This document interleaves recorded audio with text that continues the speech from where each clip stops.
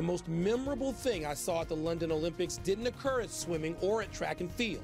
It didn't air prime time in the U.S. I doubt more than a handful of Americans saw it at all. What you missed was a boxing match. My favorite Olympic moment of London 2012 came in a sport that I've never covered before, boxing, specifically women's boxing. Between a Brit named Natasha Jones and an Irish woman named Katie Taylor. It wasn't a fight as much as it was a crusade, mostly for Taylor.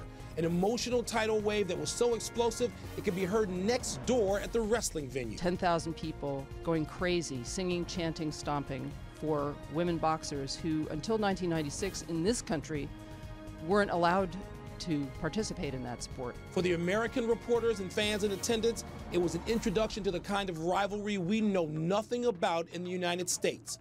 A match between athletes wearing the colors of neighboring countries that have been at war for decades. Andy Murray-Roger Federer tennis match at Wimbledon.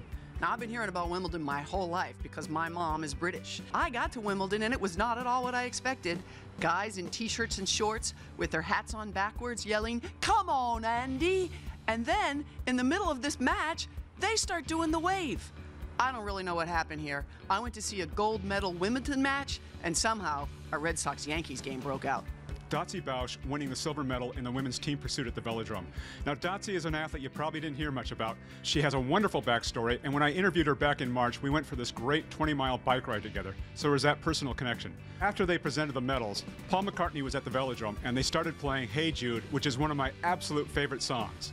And then McCartney joined in a velodrome-wide sing-along. So you had the Olympics, medals, and Paul McCartney. It doesn't get any better than that. Semi-final U.S. women's soccer team. They're down 3 separate times. They come back to win it and go on to the final, which is my other favorite Olympic moment, Wembley Stadium. Over 80,000 people watching at this historic stadium, watching the U.S. women win their 3rd consecutive Olympic gold medal. Since this is being billed as the Women's Olympics, the most memorable of those would have to be watching Abby Wambach become the first professional women's soccer player to score a goal inside of Old Trafford. Crawling the steps of the Aquatic Center to talk to Missy Franklin's mom and dad after their daughter had won the 200-meter backstroke.